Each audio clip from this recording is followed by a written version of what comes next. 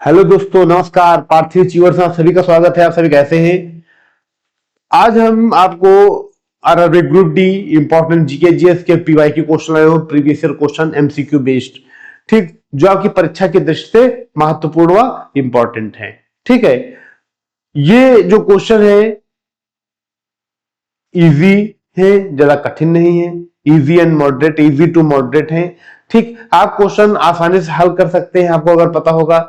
ठीक, तो RRB group D में पिछले कई वर्ष में कई बार क्वेश्चन आए हुए हैं, रिपीटेड क्वेश्चन है। ठीक, तो वो क्वेश्चन का हम जिक्र करते हैं, वो क्वेश्चन हम कराते हैं। पीवाईक्यू है, प्रीवियस ईयर क्वेश्चन है, और किस टाइप में? एमसीक्यू टाइप में। ठीक, इस बार वन लाइनर नहीं, इस बार मैं एमसीक्यू टाइप क्वेश्चन लाया हूं। ठीक, शुरू करते हैं।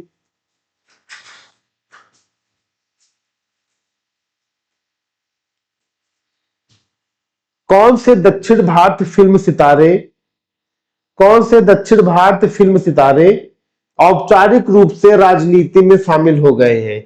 विजय एंड सूर्या, सिद्धार्थ और माधवन, अजीत और शालिनी, रजनीकांत और कमल हसन। तो आंसर डी सही है। कमल हसन और रजनीकांत जो लोग, ये दो पर्सन जो है वो इंडियन पॉलिटिक्स में, यानी कि दक्षिण भारत के अभिनेता हैं, तो दक्षिण भारत में ये राजनीति में शामिल हो गए हैं। ठीक है, आगे चलते हैं। अच्छा क्वेश्चन है। नेक्स्ट क्वेश्चन इजी क्वेश्चन है। काली मिट्टी किससे संबंधित है? यानी कि ब्लैक सॉइल जो है वो किससे संबंधित है? भांगर, ह्यूमस, क्रिस्टली या रेगुर? काली मिट्टी को क्या कहा जाता है? ब्लैक सॉइल को क्या कहा जाता है? तो ब्लैक सॉइल को रेगुर सॉइल कहा जाता है। क्या कहा जाता है? रेगुर सॉइल, रेगुर मिट्टी कहा जाता है। तो इसका आंसर आपका डी सही है, रेगुर। ठीक, ये ज्यादातर कहां पे पाई जाती है? ये ज्यादातर महाराष्ट्र में पाई जाती है। और रेगुर मिट्टी यानी काली मिट्टी में सबसे ज्यादा पैदावार अगर होती, किसकी होती है? तो काली मिट्टी में जो सबसे ज्यादा पैदावार होती है, जो सबसे ज्यादा उत्पादन होता है, वो क्या होता है? कपास। कपास का उत्पादन काली मिट्टी में सर्वाधिक होता है। किसका? कपास का उत्पादन काली मिट्टी में सबसे ज्यादा होता है। ठीक है, आगे चलते हैं। भारत में पंचायती राज संस्था की स्थापना किस संशोधन अधिनियम के बाद की गई? 42वें संविधान संशोधन, 57वें, 57, 86 या 73? 42वां संविधान संशोधन, 57वां संविधान संशोधन, 86वां संविधान संशोधन या 73वां संविधान संशोधन, 73? ठीक, तो इसका सही आंसर क्या होगा? पंचायती राज। तो इसका सही आंसर आपका डी है। ठीक, कौन सा? डी है, 73वां संविधान संशोधन। ठीक, 73वां संविधान संशोधन जो है ये कब आया था? तो 73वां संविधान संशोधन जो है आपका 1992 में आया, 1992। ठीक, इसमें पंचायती राज की स्थापना की गई। 42वां संविधान संशोधन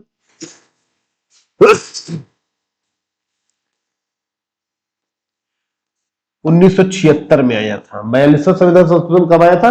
1976 में आया था। इसमें क्या क्या हुआ? इस जो 42वां संविधान संशोधन है, इसे लघु संविधान भी कहा जाता है। क्या कहा जाता है? मिनी कॉन्स्टिट्यूशन, लघु संविधान कहा जाता है। यानी इंग्लिश में कहें तो मिनी कॉन्स्टिट्यूशन बोला जाता है। ठीक, साथ ही साथ इसमें और भी क्या चीजें, इसमें फंडामेंटल ड्यूटीज जोड़ी गई थी। क्या जोड़ी गई थी? फंडामेंटल ड्यूटीज जोड़ी गई थी। मौलिक कर्तव्य जिसे हिंदी में बोलते हैं, क्या जोड़े गए थे? मौलिक कर्तव्य जोड़े गए थे। ठीक है, 57 संविधान संशोधन अधिनियम, इसमें अगर कहें इसका संविधान, तो ये 1987 में लिखा गया, वो हुआ था, एक्सेप्ट किया गया था 1987 में। 1987 में 57वां संविधान संशोधन 57 कब हुआ था? 1987 में हुआ था। इसमें क्या हुआ था? इसमें असम, मेघालय, मिजोरम,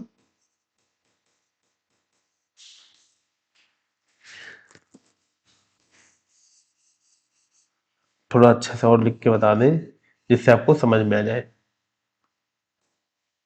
ठीक, 57 वाला है जो हुआ था 19 87 में, और इसमें क्या हुआ था, असम, मेघालय, मिजोरम, नागालैंड, ठीक है, नागालैंड, यहां पर एसटी के लिए, शेड्यूल्ड ट्राइब्स के लिए विधानसभा में आरक्षण, विधानसभा में आरक्षण संबंधी संशोधन है, आरक्षण संबंधी संशोधन है, ठीक है। कौन सा, 57 संविधान संशोधन 1987 में हुआ था।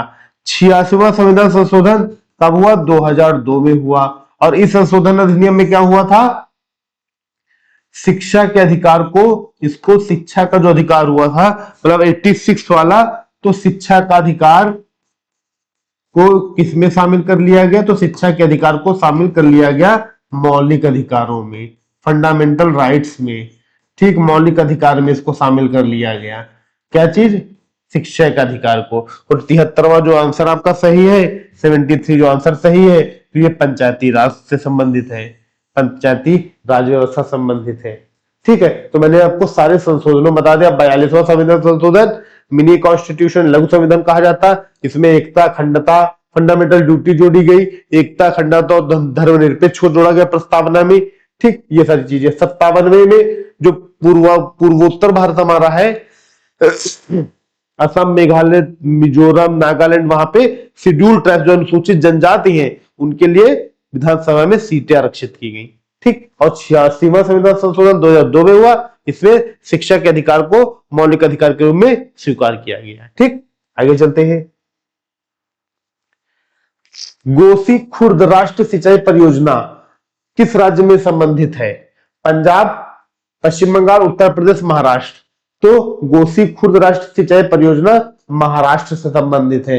किससे संबंधित है, महाराष्ट्र से संबंधित है, ठीक। महाराष्ट्र में ये जो सिंचाई परियोजना है, ये महाराष्ट्र के भंडारा जिले के पास, भंडारा जिले के पास वैनगंगा नदी पर बनी हुई है, वैनगंगा नदी पर स्थित है। महाराष्ट्र के पास भंडारा जिले के वैनगंगा नदी पर यह परियोजना संचालित होती है, यह परियोजना चलती है। महाराष्ट्र के भंडारा जिले के वैनगंगा नदी है, उस पे गोसी खुर्द राष्ट्रीय सिंचाई परियोजना चलती है, ठीक है। आगे चलते हैं। ये सब पेपर में क्वेश्चन कई बार पूछे गए हैं। गैर लीप वर्ष में विषम दिनों की संख्या कितनी होती है, गैर लीप वर्ष मतलब कि 365 दिन में विषम कितने दिन होंगे, विषम दिन पूछा गया, 365 में विषम दिन कितने हैं, कितना इजी क्वेश्चन है, कुछ नहीं, 7 से डिवाइड कर दो, 7 पच्चे 35, 1 7 दूनी 14, रिमाइंडर कितना बचा, 1 बचा शेष। यह तो पूछा कि विषम दिन, तो इसमें 1 विषम दिन होगा, ठीक। इसका सही आंसर ए है, 1 विषम दिन होगा। गैर लीप ईयर्स में विषम दिन कितने, 1, ठीक। जो शेषफल बचता वही माना जाता है, उसी को ही विषम दिन कहते हैं, ठीक है। आगे चलते हैं। यजुवेंद्र चहल किस खेल से संबंधित है, टेनिस, क्रिकेट, शूटिंग, हॉकी। तो यजुवेंद्र चहल क्रिकेट से संबंधित है। किससे संबंधित है, क्रिकेट से संबंधित है यजुवेंद्र चहल जी, ठीक। ये क्रिकेट खेलते हैं और स्पिनर बॉलर हैं, स्पिनर बॉलर है ये, ठीक। आगे चलते हैं। स्मार्ट दस्ताने टेरा ब्लू एक्सटी टीजे का आविष्कार किसने किया, जो मिर्गी के दौरे का भविष्यवाणी करता है, राजलक्ष्मी डेका, अंकिता डेका, अर्चना एसार या चैनिका बरुआ। तो इसका सही आंसर ए, राजलक्ष्मी डेका, इसका आंसर ए है। इन्होंने अपने बेटे, इनके बेटे को भी ये दिक्कत थी, तो उन्होंने इसका आविष्कार किया था। सभी से टेरा ब्लू एक्सटी टीजे का आविष्कारक राजलक्ष्मी डेका को ही कहा जाता है, ठीक है। इन्होंने अपने बेटे के लिए बनाया था, लेकिन एक इन्वेंशन हुआ है जो मिर्गी आने के लक्षण तुरंत पता चल जाएगा, मिर्गी के मतलब संकेत दे देता है कि मिर्गी आने वाली है, तो अब तुरंत ही जो उपाय, जो सलाह या सुझाव चाहते तो तुरंत आपको मिल जाएगा, ठीक, इंडिकेट कर देगा ये। नेक्स्ट, नर्मदा बचाओ आंदोलन किस परियोजना के खिलाफ विरोध था, भाखड़ा नागल बांध, हीराकुंड बांध, सरदार सरोवर बांध, नागार्जुन सागर बांध। तो सरदार सरोवर बांध, ठीक। कौन सा, सरदार सरोवर बांध, ठीक है। सरदार सरोवर बांध।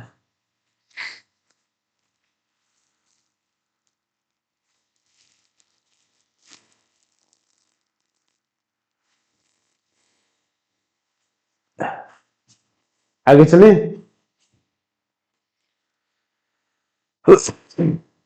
भारत का संविधान का अधिनियम किस उपलक्ष्य में कौन सा दिवस मनाया जाता है? 26 जनवरी, 15 अगस्त, 2 अक्टूबर या 23 मार्च? तो इसमें सही आंसर क्या होगा? 26 जनवरी। 15 अगस्त को पता है क्या मनाया जाता है? स्वतंत्रता दिवस। तो इस दिन तो कोई मतलब नहीं।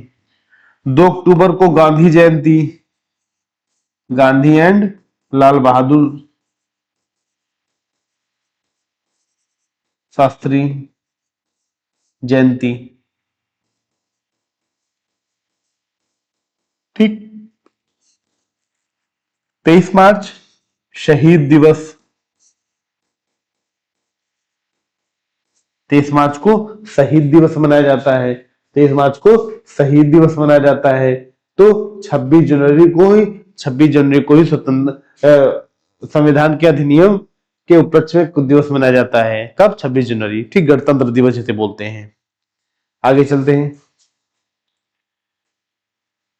द गोल्डन थ्रेशोल्ड किसके द्वारा लिखा गया है?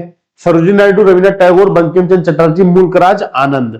ठीक, तो दोस्तों the golden threshold Sarojini Naidu ने लिखा है। ठीक, ये यूपी की पहली राज्यपाल थी। यूपी की पहली राज्यपाल थी। जब ये बुक लिखी गई थी 1905 में, ये बुक 1905 में लिखी गई थी और इस बुक में कविताओं का संग्रह है, कलेक्शन ऑफ पोएम्स, कविताओं का संग्रह है, कविताओं का संग्रह है इनकी इस पुस्तक में। 1905 में लिखी गई थी। कहा जाता सरोजिनी नायडू तब 26 वर्ष की थी। तब सरोजिनी नायडू कितने वर्ष की थी? 26 ईयर्स की थी जब इनकी पुस्तक द गोल्डन थ्रेशोल्ड लिखी गई। 26 साल की थी, 1905 में लिखी गई। और इस पुस्तक की खास बात है इसमें इनकी कविताओं का संग्रह है। ठीक, आगे चलते हैं। कनाडा की राजधानी क्या है? Toronto, Ottawa, Vancouver, Montreal? तो इसकी राजधानी ओटावा है। सही आंसर क्या है? बी है, ओटावा। ठीक, टोरंटो ये भी कनाडा का ही शहर है। ये भी कनाडा का एक शहर है। और ये टोरंटो जो है राजधानी ओंटेरियो की। ओंटेरियो कनाडा में जगह देश पड़ता है ओंटेरियो। उत्तर अमेरिका में ओंटेरियो जगह पड़ता है, उसकी ये कैपिटल है टोरंटो। ठीक, वैंकूवर भी एक कनाडा का ही हिस्सा है, कनाडा में आता है। और मॉन्ट्रियल भी कनाडा का ही हिस्सा है। कहा जाता है कनाडा का सबसे बड़ा शहर क्या है? मॉन्ट्रियल। सबसे बड़ा शहर मॉन्ट्रियल है।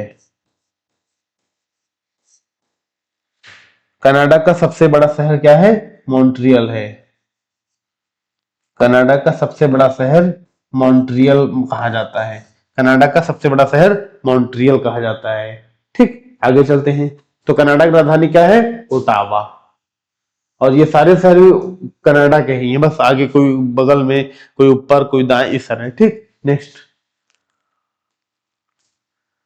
भारत संविधान के जनक के रूप में किसे जाना जाता है? बहुत इजी क्वेश्चन है। डॉक्टर बी आर अम्बेडकर को कहा जाता है। ठीक, गांधी जी को क्या कहा जाता है? राष्ट्रपिता कहा जाता है। सरदार पटेल को लौह पुरुष कहा जाता है। जवाहरलाल नेहरू को चाचा कहा जाता है। ठीक, तो जनक कौन है? डॉक्टर भीमराव अम्बेडकर को कहा जाता है। ठीक,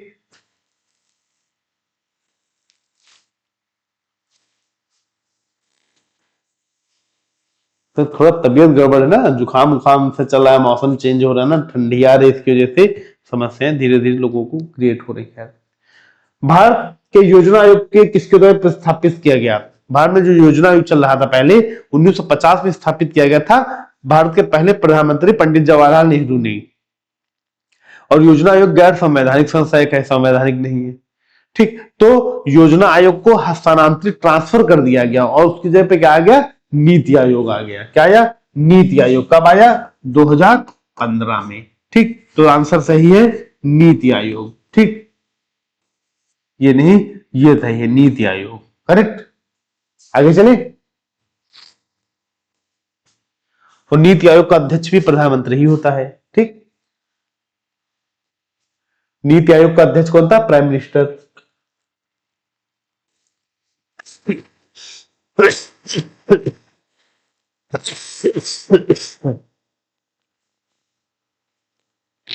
जापान की मुद्रा क्या है, what is the currency of Japan. जीता, जीता कोई मुद्रा नहीं है, येन, येन जापान की मुद्रा येन है। रिंगिट और बाट,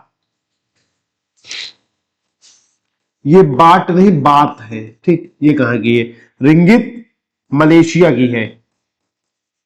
रिंगिट जो है ये मलेशिया कैपिटल, और बात जो है ये आपकी थाईलैंड की है।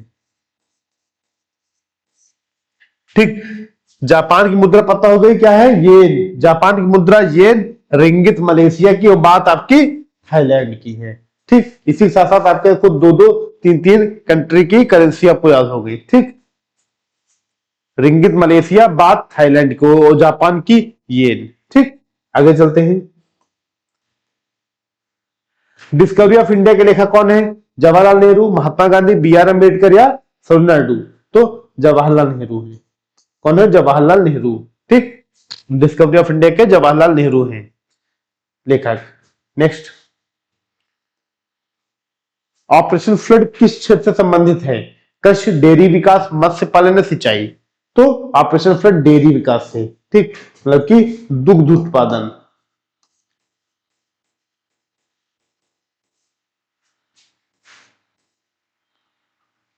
ठीक, ऑपरेशन फ्लड दूध से संबंधित है, डेयरी विकास से संबंधित है। राइट, आगे चलते हैं। व्यक्तिगत ओलंपिक स्वर्ण पदक जीतने वाले पहले भारतीय कौन है, अभिनव बिंद्रा, मिल्खा सिंह, पीटी उषा या सुशील कुमार।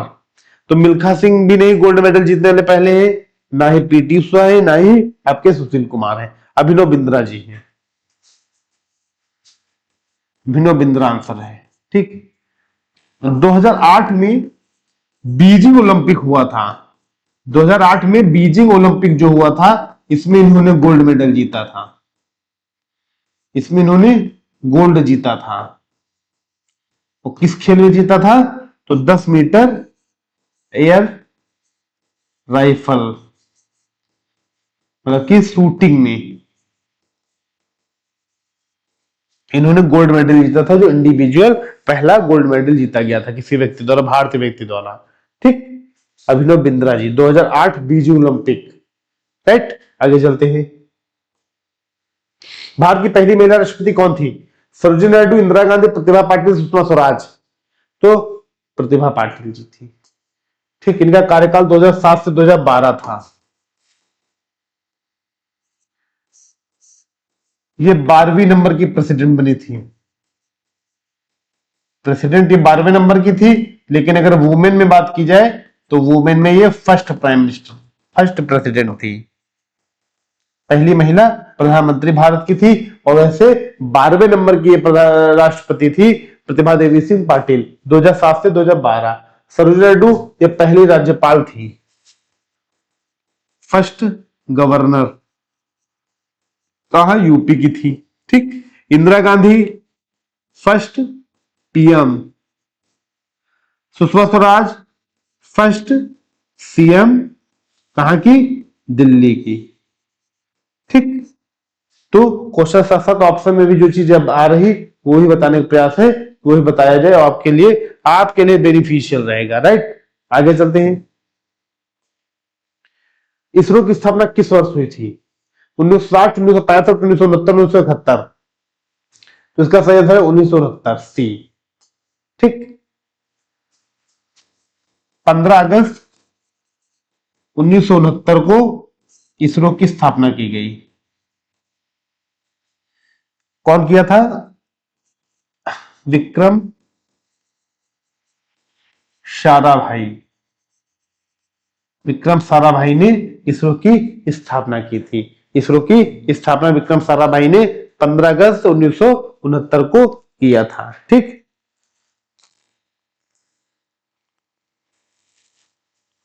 इसका पहले इसरो को जो नाम था पहले क्या था, इसरो को इनकॉस्पर कहा जाता था, इनकॉस्पर, पहले ये पुराना नाम था, पुराना नाम था इसरो का इनकॉस्पर।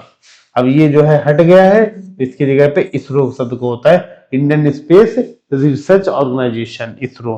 ठीक है, तो इसरो की स्थापना 1969 में हुई, 15 अगस्त 1969 को। कौन किया था? विक्रम साराभाई। ठीक दोस्तों, तो आरआरबी ग्रुप डी के लिए इंपॉर्टेंट क्वेश्चन थे, टॉप 20 क्वेश्चन थे जो इजी और टफ मतलब मॉडरेट थे और आपके परीक्षा की दृष्टि से इंपॉर्टेंट और महत्वपूर्ण थे। ठीक है, आज हम यहीं पे क्लास को विराम करते हैं स्वास्थ्य न सही होने की वजह से, और आपको अगली वीडियो जल्द ही मिलेगी। और आरआरबी ग्रुप डी में मैंने 4 से 5 लेक्चर वीडियो डाल दिया है जो आपके 20-20, 25-25 क्वेश्चन के, जो आपके परीक्षा दृष्टि से बहुत इंपॉर्टेंट और महत्वपूर्ण है। वीडियो पूरा देखिएगा, उससे आपको हर एक टाइप के क्वेश्चन प्रोवाइड किए जा रहे हैं और आपको मिलेंगे भी। ठीक है, तो हम यही चलते हैं। धन्यवाद, नमस्कार, all the best railway group D वाले बच्चों को। जय हिंद, जय भारत।